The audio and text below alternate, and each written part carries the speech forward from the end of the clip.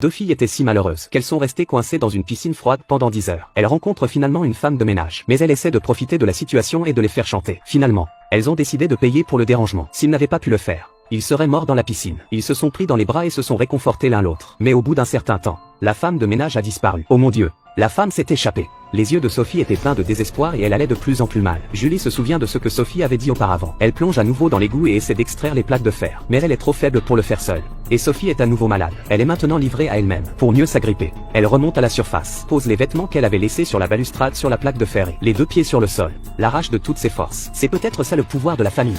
Julie a retrouvé l'espoir, a pris la plaque de fer et l'a poussée vers le haut. C'est le sourire de la renaissance. C'est la joie de revivre. Il est difficile d'imaginer cette joie si l'on n'a jamais connu la vie et la mort. Julie a ensuite tiré Sophie vers le haut. Elle a trouvé de l'insuline dans son sac à dos et s'est empressée de lui faire une injection dans la cuisse. La température de Sophie commence à monter et Julie sourit de bonheur. Mais Dieu n'allait pas les laisser partir tout de suite. C'est alors que la femme de ménage est apparue.